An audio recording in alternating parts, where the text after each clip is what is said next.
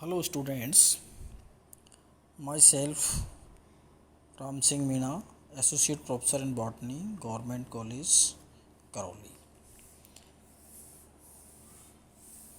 व्याख्यान की श्रृंखला में आज हम पढ़ेंगे बीएससी पार्ट सेकेंड ईयर की थर्ड पेपर पुष्पीय पादपों की संरचना, प्रवर्धन व जनन की सेकेंड यूनिट के टॉपिक विभजोतक का वर्गीकरण अर्थात क्लासिफिकेशन ऑफ मेरिस्टेमेटिक टिश्यूज।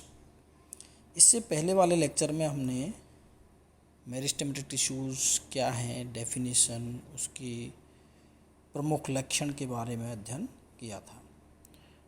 तो हम विभजोतक को 4 आधारों से डिवाइड कर सकते हैं, जिसमें फर्स्ट है उत्पत्ति तथा प्रवर्धन के आधार पर, सेकंड विभाजन के तल के आधार पर, थर्ड पादप शरीर में इनकी स्थिति के आधार पर, और फोर्थ कार्य अर्थात फंक्शन के आधार पर।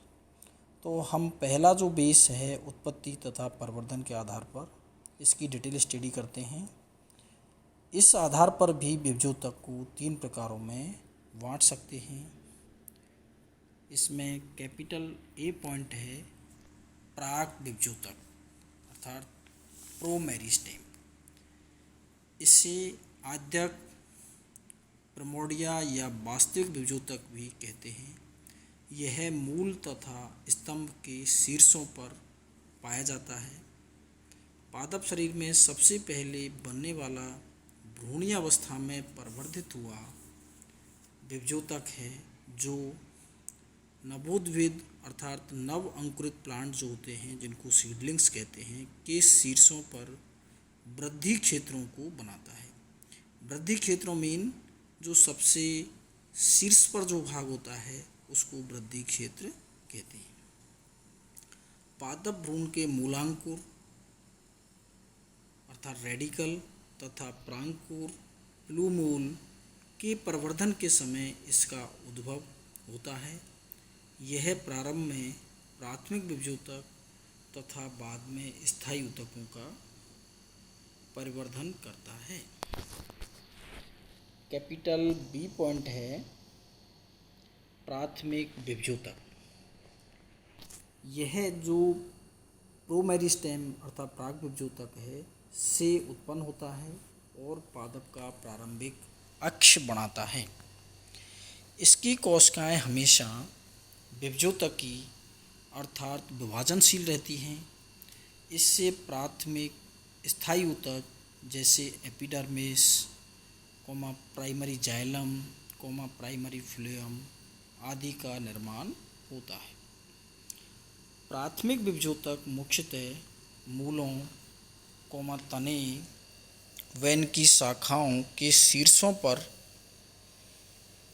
और आद्य पर्णों के आद्यकों पर पाया जाता है। पादप शरीर में स्थिति के आधार पर वर्गीकृत किया जाने वाला शीर्षस्थ विभजोतक वास्तव में प्राथमिक विभजोतक ही है। थर्ड टाइप द्वितीयक विभजोतक कैपिटल सी।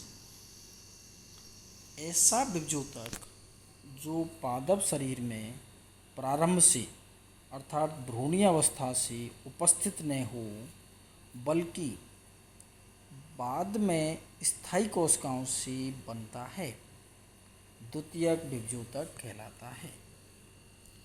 द्विबीजपत्री मूल की कैम्बियम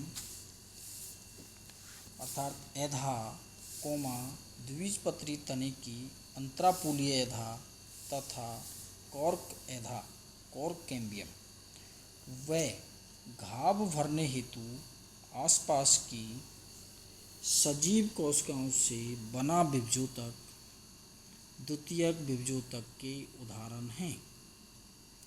इसके विभाजन से द्वितीयक स्थायी ऊतकों जैसे द्वितीयक जाइलम, द्वितीयक फ्लोएम, कॉर्क तथा द्वितीयक बल्कुट का निर्माण होता है। अब हम दूसरा जो मेन बेस है विभाजन के तल के आधार पर मेरिस्टेमेटिक टिश्यूज़ को डिवाइड करेंगे तो इस आधार पर भी हम 3 प्रकार से डिवाइड कर सकते हैं। फर्स्ट है संहति विभज्योतक अर्थात मास मेरिस्टेम। संहति मीन एक कॉम्पैक्ट पार्टिकल या एक सॉलिड पार्टिकल जो कॉम्पैक्ट एक मास फॉर्म में हो। तो इस विभज्योतक की घटक कोशिकाएं सभी संभावित तलों में विभाजन करती हैं, जो सामान्यतः 3 प्रकार के होते हैं, जिसमें अनियमित कोशिका समूह या संरचनाओं जैसे भ्रूणपोष अर्थात जो बढ़ते हुए भ्रूण को पोषण प्रदान करता है, जिसको एंडोस्पर्म कहते हैं अंग्रेजी में, का निर्माण होता है। सेकंड टाइप्स है प्लेट या पट्टिका विभज्योतक। इस विभज्योतक की कोशिकाएं पर्णतिक अर्थात पेरिक्लाइनल डिवीजन से मतलब होता है कोशिका की परिधि के समानांतर विभाजन, और अपनतिक रूप से अर्थात एंटीक्लाइनल डिवीजन कोशिका की परिधि के समकोण पर विभाजन से 2 तलों में विभाजित होकर कोशिकाओं की एक प्लेट जैसी संरचना बनाती हैं। इस विभज्योतक से एक पंक्तिक बाह्य त्वचा तथा पर्णफलक जैसी चपटी संरचनाओं का निर्माण होता है।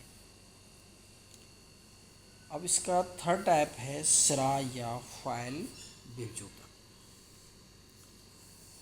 इस विभज्योतक की कोशिकाओं में उनके अंधेर अक्ष के समकोण पर एक ही तल में अथवा अपनतिक एंटीक्लाइनल डिवीजन से विभाजित होती हैं, जिससे कोशिकाओं की एक पंक्ति बनती है। मूल तथा स्तंभ के वलकोट तथा मज्जा, जिसे पृथ्वी कहते हैं, का निर्माण इस विभज्योतक से उत्पन्न कोशिकाओं से होता है। तो इस प्रकार हमने देखा कि मेरिस्टेमेटिक टिश्यूज़ के 2 बेसिस के आधार पर हमने डिवाइड किया, इस टॉपिक के अंदर पढ़ा है। अगले 2 जो बेस हैं उनको हम नेक्स्ट टॉपिक में, जो पार्ट 3 टॉपिक आएगा, उसमें पढ़ेंगे। तो आप यूट्यूब चैनल को कंटिन्यू देखते रहिए और लाइक एंड सब्सक्राइब करते रहिए, जिससे आने वाले नेक्स्ट वीडियो आप तक आसानी से पहुंच सकें। थैंक्स।